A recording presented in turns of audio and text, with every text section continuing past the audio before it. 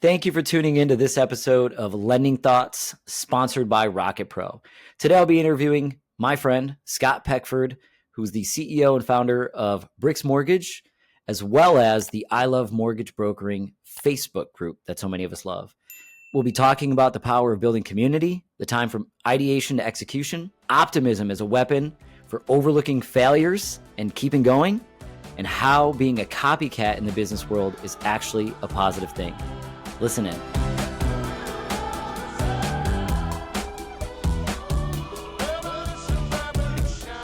Hey, Scott, welcome to the show today. How are you? I'm awesome, man. Thanks for having me. Absolutely. It's good to talk to you again. I'm going to dive deep here over the next roughly 30 minutes or so and talk a little bit about you and your journey. We're good friends, so I've gotten to know a little bit about you over the last 4 or 5 years that we've known each other, but I've never gotten the full life story, so I actually was curious from myself as well. Can you tell your whole life story in 60 seconds or less? I will do my best. So I was born in Manitoba. My family's from the East Coast, Newfoundland. My dad was military, and so I went to 7 different high schools from K to 12. I felt like I was in the witness protection program. I got to know people like, hey, know everybody, time to leave. And so I was always the new guy in every town. I actually think that's part of why I do what I do. I can talk about that later. In my 20s, I was a paramedic for 9 years, loved it. And when I turned 30, I got into the mortgage business. That was 18 years ago, almost 19 years ago. And for the first 10 years, just being a mortgage broker, then I decided, hey, I'll start this podcast a decade ago and talk to some really smart people and started coaching. And so the coaching spun out of the fact that I learned some things you can learn from someone that are great that only they can do, and some things someone else can copy. And I was always interested in what could I learn or duplicate from somebody else. And so that led me into creating a training academy, which then led me 3 years ago into a mortgage brokerage, which I never in a million years would have thought I would have done. In hindsight, when you look back, the dots connect really well. Like, hey, this worked. It was not by design. I just follow my curiosity mostly. And my curiosity, some things work, some things are dumpster fire, but all of it, at the end of the day, I'm having fun and I'm learning and get to work with cool people. Personal side, 3 awesome kids that are 19, almost 18 and 15. And my 18-year-old is joining me in the mortgage biz, which has been a ton of fun. Yeah, that's really cool. So turning into a family business after all that. Yeah. You talked about foresight. You didn't have that foresight. wasn't on purpose either. No.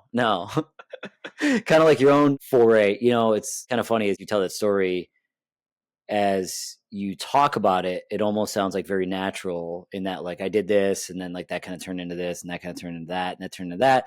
Next thing you know, I start a community group. I love mortgage brokering. I can see it on the t-shirt right now. And I want to talk to you a little bit more about that. It's the ACDCs. Please don't sue me, ACDC. You guys have lots of money rocking your mortgage biz. And so, yeah, it's been an amazing journey. And the people I've met through that have literally changed my whole life and trajectory for sure. So it doesn't sound like you had like the full picture when you started doing it, that like, this is where I'm going to be 19 years from now. And I'll be running, this brokerage that's growing super fast year over year. And like everything I will have done up to that point will have led me to this moment. No, not at all. Like for me, what I tend to do is I'm very curious. I love to learn. And I find a lot of my best ideas don't come from our industry because we're a lot of like copy each other. And it's like, hey, they did it. And what I like to do is look outside our industry and then go, hey, could this work here? So for instance, I love mortgage brokering because 10 years ago, podcasting was not like it is today. Like everybody has a podcast. But back then it was like, what is a podcast? And it was because I was listening to this podcast called I Love Marketing. And I thought, man, I should start a podcast. And if you look at my original branding, it actually looks almost like I Love Marketing. That's how much I copied it. And then the second thing, the Facebook group started about that time. And it was because I was in a Facebook group with Pat Flynn from Smart Passive Income. And I thought, why don't we just start a Facebook group? I had no idea that it would turn into this forum for mortgage brokers that share deals. And so, like, I've used it when I was brokering and I see people helping each other. I can't even imagine the dollar amount of deals that has flown through that place over the years. Now, there is some, misinformation in there because some people, frankly, they answer questions and like, that's wrong, that's illegal. And so you still have to use your own judgment. But in terms of crowdsourcing ideas and solutions, there hasn't been a better platform for that. But again, that was just curiosity driven. I copied something in another industry and thought maybe it could work here. And it did. I did not think that it would turn into what it has. So that's cool. I mean, I think it speaks to the power of testing, launching and learning, as we like to say here. Yeah. And the power of community, which I want to talk to you a little bit more about, dig a little bit deeper there. Like, again, in hindsight, it all seems so obvious. Now you're building a brokerage. How advantageous is it to have this community of I Love Mortgage Broker, but like, when you started that, you didn't really know where it would go, but it sounds like you had some idea that like there is value in connecting people in that way. And in many ways, you've been able to build a business around that. Can you just maybe speak to the power of community as you've seen it and what that's meant for you and now Bricks Yeah, sure. I Mortgage? could probably give a couple different examples when I think about the community aspect. So I listen to the podcast that I like, I Love Marketing, with Dean Jackson and Joe Polish. And the thing that I found when I go to a mortgage conference, I actually usually found more value in sitting in the lobby, having a beer or a coffee with a top producer and just asking lots of questions. I was like, my goodness, the value I'm getting from this conversation was significantly higher than often I get from the speakers. And so the other part, that the reason that I started the podcast was because I was like, how do I do more of those conversations? How do I talk to people like Peter Matheny and these other top producers that have been in the business a long time and have a lot of wisdom? And then I thought, why don't I just record them in a podcast format? Then other people can learn. And I've been grateful that so many people have been willing to, jump on and do that with me. I recorded 10 podcasts before I even launched the show because I had heard most people don't get past 6. So I'm like, well, if I record 10, then at least I got past most people when I started. And if you listen to my first shows, I was very nervous. I was extremely nervous, and I followed a very rigid conversation structure, which I don't as much now. Now I just, again, follow my curiosity. That's how that piece came. Then the other part, when it comes to the training, so what I would do, and I'd look at somebody, I would talk about their business, and there was conversations that happened recorded, and you turn off the recorder, and then sometimes it'd be dropping gold that they're like, oh man, I wish the recorder was on because this is so dang good. And so what would happen is that I was looking for things that could duplicate. And I use the example of like, Michael Jordan's a fantastic basketball player, but if he could coach you, it's very unlikely you or I are ever going to be able to dunk from the free throw line, no matter how much he coaches us. Right. Mm-hmm. That's just unique to his skill set. But what I can do is, what are the things in his game, if you will, that I can duplicate in my business? And that's always what interested me. Once I found enough of those, that's what propelled me into creating the training company. Because I'm like, hey, these are actually, you don't have to be a Michael Jordan to do this. A lot more people can use this. And so that led me into creating the training company. And that sort of led me down that path. And in the training company, what I loved about the training is that I would give my best ideas to people that would come into it. And some of them would take the ideas and improve them. I would be like, oh my gosh, you just took my idea and upgraded it. So the thing would constantly improve, because there was this feedback loop of best ideas, smart people. They're running a bunch of experiments in different markets and different personalities. Some stuff would come back and you'd be like, oh man, you just upgraded it for everybody. And so it was this constant, we still do today, but that's what I love about doing coaching and working with smart people, is that collaborative effect is like, no one person is smarter than the group if the group has access to the same information. And so that's the thing I love about the collaborative piece. It's like, man, it's very powerful.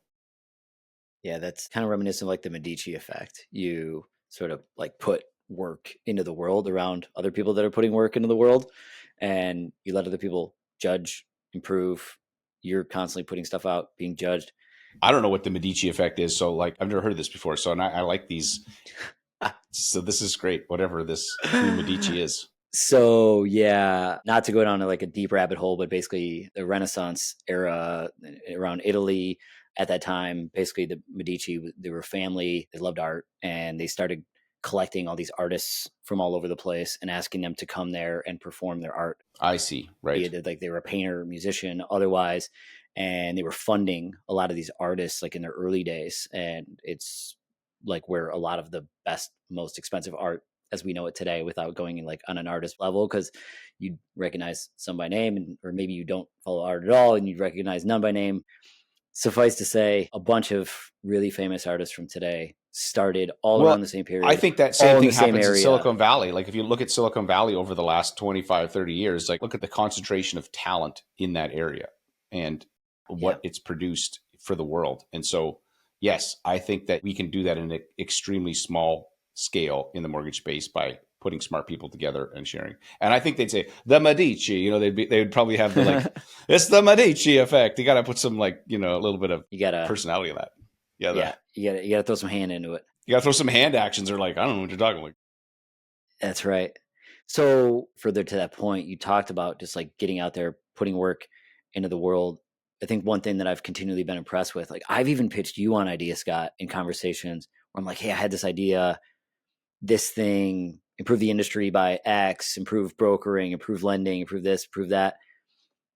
I swear I feel like half the things I tell you that I want to do, like you've already done them in some regard. Now, they might not have turned into $1 billion businesses, but you're like, yeah, I already built a website for that actually. or yeah, I already tried that Right. once and like it didn't work out, but like spent a little bit of time on it, sold this business, sold that business, threw this one away, this one turned into something, somebody else makes a living off doing it now. Like, what's a little bit of that journey been like? You are somebody that I just really respect for like ideation to execution. Like, you just seem to have a really short time window on that frame. Well, a couple things I'll say about that. One, I would say I'm naturally optimistic and I have an unrealistic, I tend to think things are not going to be that hard. I'm like, how hard can it be? Turns out, like starting a brokerage, how hard can it be? A lot freaking harder than I thought, put it this way. But once you get into it, somebody gave me I got a banner here. It says, we didn't start this because it was easy. We started this because we thought it was easy, or basically too far into it. And so that's usually what happens to me. It's like, oh, that Yeah. can't be that hard. I'm like, oh gosh, yes. I would say that's one of my natural is that I don't think most things is going to be as difficult. And so I'm willing to try them. I'm also okay with failure, with things not working. Like I've had stuff not work. And some of the best lessons that I've had and the way that I function now is better because of those failures. If I was really smart, I would have learned those lessons from other people, but some of them I had to learn myself. And so there's the other part I would say to that. And then the last piece to this, now that I have a brokerage, I realize everything I was doing before, like all the stuff that I was creating, I could just create that within the brokerage. Like I've got this network of amazing mortgage brokers I get to work with. And it's like, what do they need? And then so I would never been able to do it back then. But now anything that we build is within what I'm doing. So I'm like, I get to still do a small degree. I get to still experiment. But now it's like, It makes I get sense. to help all of our people. Right. So that part I really Training, like. So yeah, community building, support or any kind of tools or anything that we want to come up all with. these things Yeah. that you talked about. This is basically like all of your past ideas, good and bad. Throw out some bad ones for sure. Like try not to make all the same mistakes again, but like try to take like the best of them, I suppose, with all the lessons that you've learned and just put it into the business that you're building today. Right. And you can work with somebody long term. And I do love coaching. So I have to say, the one thing I discovered in this is that I always like, I would have, in a previous life, I would have been a teacher or a professor or something because I love to learn and I love to try and synthesize and simplify things. So it's like, okay, this is cool. But like, again, back to there's people that are really good at their job, but they do not know how to explain to you. And they don't even realize what they're doing sometimes is unique. I can't tell you how many people say to me, Scott, I don't do anything special. And I start digging in. I'm like, what about this? What about this? What about this? They're like, oh, it's second nature to them, but I see it. And then I go, okay, copy this, copy. And then someone else can, apply it to their business. And so if I had a superpower, it's one is I can find that thread and just start pulling it. I can find somebody else's superpower sometimes better than they can. Not always, but sometimes because they're so close to it, they can't even see it.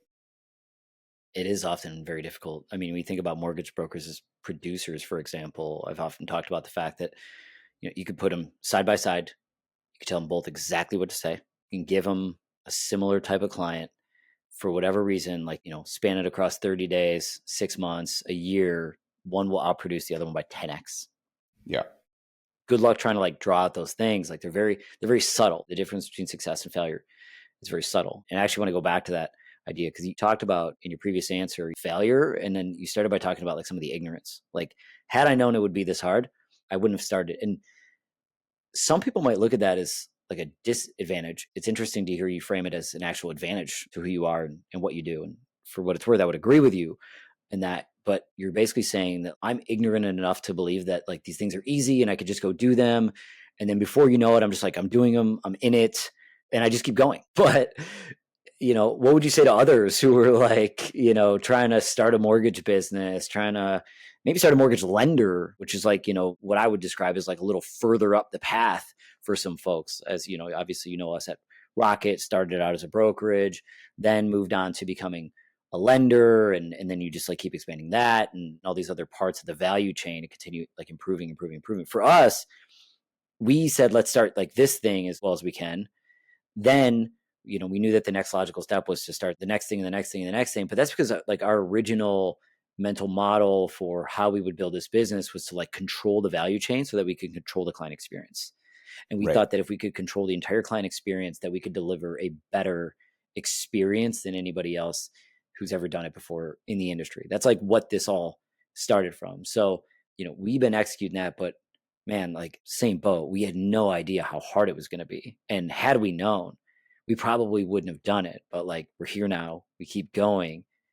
You sound like you took a very similar journey. Like you built it the same way. I think there's some advice to pull away from there. Can you just speak to that a little bit more? Sure. Well, I would say First off, what you guys are doing with Rocket, I think, is awesome, but you're also copying what they did in the US. You now have Rocket since, I think, 2012. Rocket Pro TPO is the second largest wholesale, like they work with mortgage brokers, second biggest in the country. And you also have a direct to consumer side, and they coexist no problem, and everybody's happy. Both sides are happy. So I think just like me, I copy and paste. You're like, hey, this worked before, copy paste it here and make some edits to make it work for your specific situation. But I would say I'm definitely optimistic, or I have an optimistic bent anyways when it comes to these things. And then I also don't mind problem solving. So then you just run into problems and I'm just like, okay, well, we'll just figure it out. We'll just figure it out as we go. And some of the most exciting things that I've been a part of have just been that. Just get up each day. You started this thing and now it's like, okay, what next? And how do I figure it out? And I love that part. I love the creative process of building something and it not going how you expect.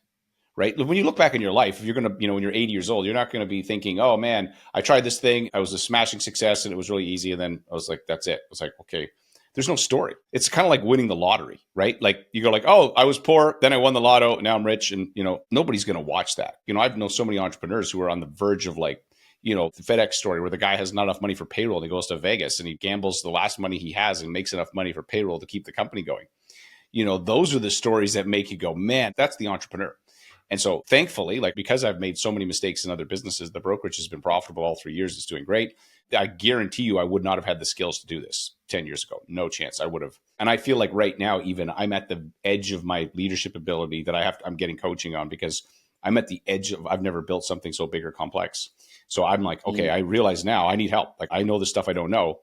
And there's no chance that Scott minus 10 years would be able to do this. He would completely F this up. Like for sure. But I've learned from all of the other experiments that we've run, good and bad. It's interesting. We sometimes we'll joke here, like every day we show up, we're running the biggest business we've ever run in our lives. Yeah, that's really good. That's true for me too. It's like every day, it's like, this is bigger than anything I've ever done. Sometimes your team's like looking at you for the answers and you're like, I'm just doing this for the first time too, by the way. Right. And it's no different than parenting though. Like most people, you don't know when you don't have kids, and especially if you don't have kids, you have this sort of arrogant, like, oh, if I had kids, I'd make them do this. And you get kids and you're like, oh my gosh, this is not.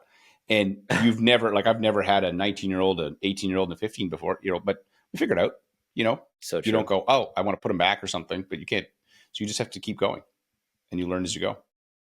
Yeah, that's really well said. We spent some time in the beginning talking about power of community building, what that's allowed you to do for your business. And I try to give other people in the mortgage community some tips and tricks and some views that they could take away from these conversations. Hopefully, that's why I'm doing this. What do you think others can take away from your journey and what you've done, specifically speaking to what you built with I Love Mortgage Brokering and that cool shirt that you're wearing? Is there anything that if you're, not Scott Peckford, you listen to and go, okay, that's cool. Like, I don't even know what do you have, like 10, 11,000 people now on I Love Mortgage Brokering group, or like whatever, like, okay, like, I don't know that necessarily gives me a bunch of mortgages. Like, I'm just trying to close 2 a month so I can make a living. I think you can do it on a smaller scale in your own community. So I did a podcast recently, like how to be the most well-known mortgage broker in your community. Because a friend of mine had moved and he's like, Scott, what would you do if you moved down here? I'm like, oh, this is what I would do. Like that, like literally step by step. And I'd say, you give me 2 years. I may not be the most highest producing yet. There would be nobody that wouldn't know who I was. And so you can build a community wherever you are. And so if I'm in wherever that place is, Halifax, Nova Scotia, or Moncton, New Brunswick, or I was just out there on the roadshow. I'm just thinking of places. Drop you off in a helicopter. Yeah, drop me off, dude. I believe you drop me in a city. You're like, let's figure it out. I could build a mortgage business. I have no doubt. If I had the advantage of technology and social media, I could do it faster, but I wouldn't even need that. You just need to know where to start. If I had the bandwidth, it'd be kind of a fun thing to try, but I just right now, like, I can't do it. I would love to do it though. I would love to. That's like a founder's dilemma of like that little sick side of you that's like, tear it all down, start from zero. I would say so I not prove to myself that I can just do it again. drop me in there and document building a mortgage business from scratch. 100%. That's my point. It's that feeling of like, I could start from zero. Just what I know, no money, nothing. Just like what I know. Could I do it all over again? Naval Ravikant actually talks about this. He says like, I want to know in my head that if I were dropped into like 100 worlds, I could create wealth for myself in 99 of them. Like I want to remove luck from the equation, and I want to turn success into a skill set that I could actually repeat over and over again just based on what I know today. And I think that's an eloquent way to talk about what we're talking about, which is like you could recreate success just with a playbook that exists somewhat in your mind, Yeah. somewhat if you just follow the I Love Mortgage Brokering Facebook group. I mean, I can't tell you how much stuff Yeah, there's I've tons learned of in value. But there. here's the thing I see is that the most successful, we talked about this earlier, it's like you put two people in a room and they're both getting leads. 6 months, 12 months later, one of them is outperforming by 10x. I still can't predict who that will be. We have experienced agents and rookies. I have people that fool me all the time. I'm like, this person, I don't know. But I'm like, hey, they're willing to give it a go. And they completely smash my expectations. And the way that I settle this in my own mind of being like, oh, Scott, maybe you're just not good at hiring. I remind myself that the NFL has a lot of data when they hire people to go to professional sports. They cannot predict with a large degree of certainty who's actually going to be a smashing success and who's going to be gone in 2 years. They lose tons of money on these things all the time. So I think it's the same thing when it comes to sale. We give everybody the same opportunity. They get to decide what they do with it. There are certain characteristics that successful people have. And one of them is they do not take very much time between idea and execution. So they hear a good idea and they execute on it. And it's probably badly executed. There's probably spelling mistakes, and they execute ridiculously fast. Every single person who is rapidly successful, there's people that get there slower, but the people who kind of have, if you see their trajectory, looks like a hockey stick, they execute quickly. And so they do not get stuck in their head. They don't worry about perfection. And I would say I'm more lined that way than not. I still get stuck in my head about some things. There's certain things I still, most of my things I can execute fast, but there's always a couple. It's like, oh, and so, I've got to coach myself on those things. So anyway, that would be something I've recognized in, people who are rapidly successful. Just that time gap between ideation and execution. We've kind of come back to that a couple times. It reminds me of sort of how we launched our broker channel business, Rocket Pro. Everything else that we did was built over the course of like 4 years. That Rocket Pro business, even though we kind of had an idea that, that was to come, from the time that we said, let's do that, to the time that we were actually in market with BRX, was like really working on it for like 4 months. Yeah.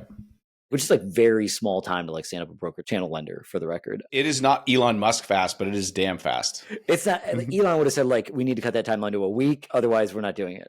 Yeah. But I mean, 4 months to stand everything up, start like, make sure that your technology, the people, all that's in line, like start accepting deal flow and then delivering on that.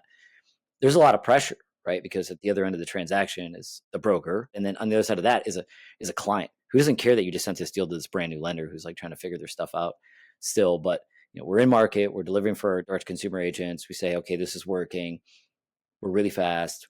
We think we're really good. We think other people should experience this now. We think we're ready. Well, now we got to go stand up this next thing really fast. And actually called on you. Yep. In the BRX team, because I'm like, I need someone I can trust who like isn't gonna call me and Brennan, Chris, like Tori, other people on my team and be like, you guys suck and you messed up this deal, or you're too slow, or you're too that.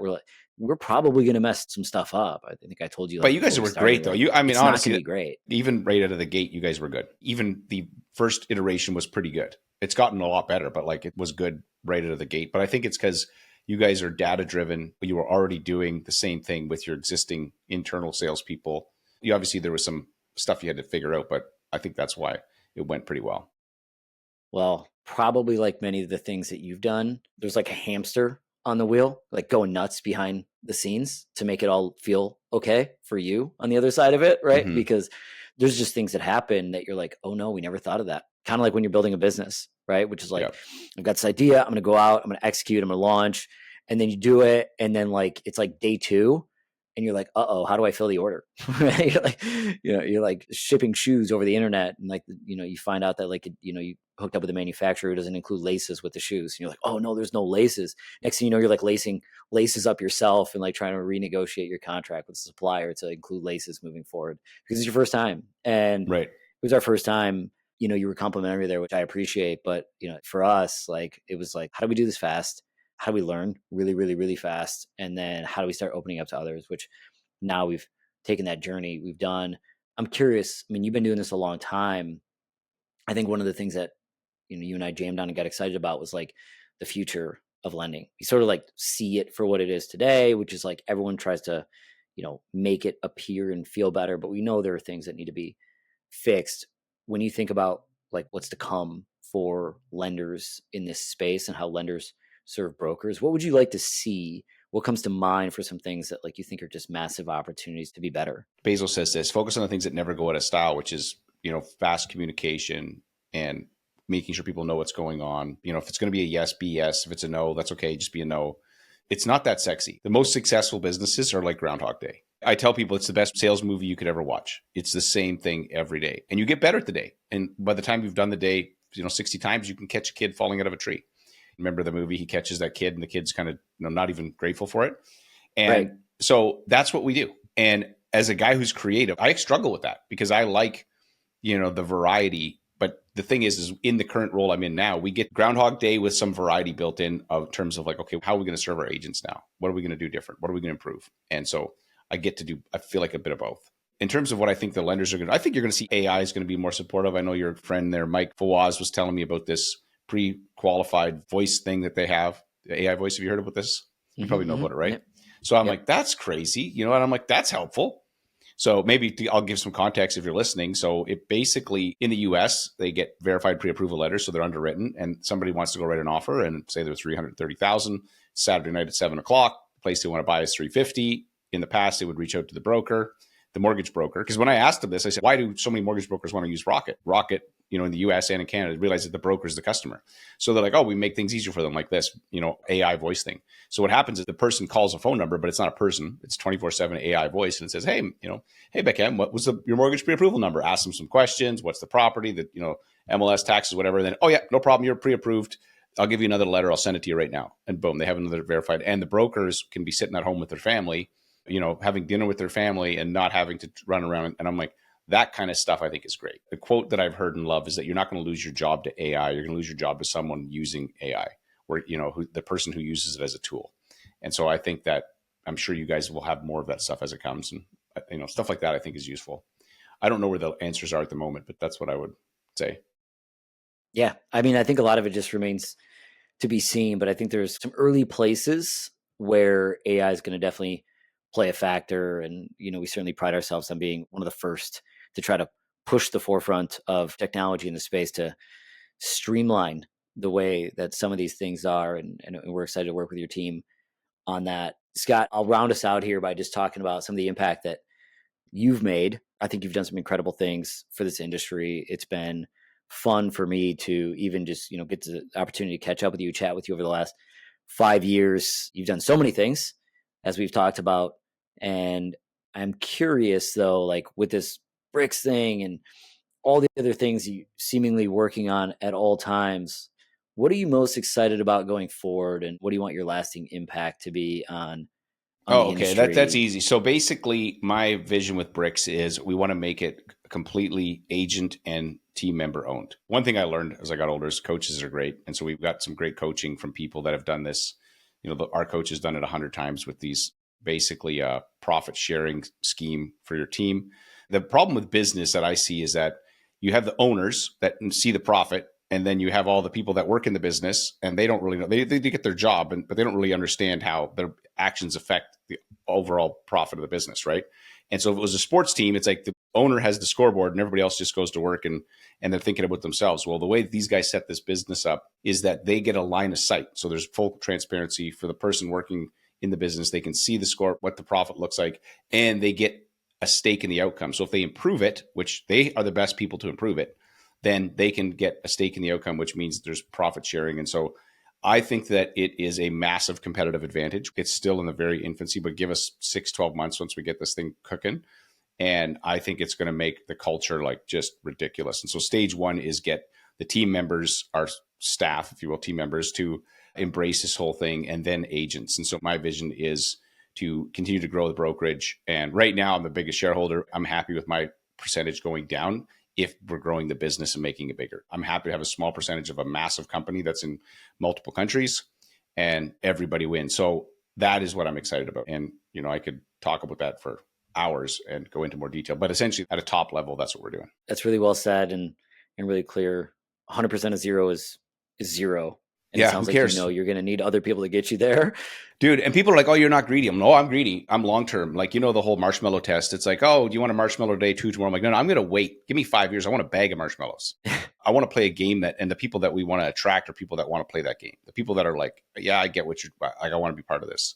And the last thing I'll say to that is if you look at the best, Ryan Reynolds and Conor McGregor and Kim Kardashian, they made their money by owning stuff. They built their influence and they made, Ryan Reynolds gets paid to do movies. He made a fortune by owning a part of fast growing companies that he was able to attach his brand to. There are brokers out there that are helping make other people a fortune, and they're going to get to the end of their career and go, what was the point of, like, great, now I have something I can barely even sell. I want to flip that. That's what we're all about. That's amazing. Solving a problem that has existed in this and many other industries forever. And much like everything that you said today, you're not necessarily the inventor of it. Not to steal any credit from you. It's all been done before, man. It's all been done before. You're just trying to like take it, repeat, build something better in your own way that's uniquely yours with a model that's proven to work in other places at other times. And you're willing to give it a shot and just keep going and let other people join in on that fun and join in on the upside. That's an amazing story. And I appreciate you sharing. Yep. Thanks, man. Thanks for joining us, Scott. We'll talk to you soon.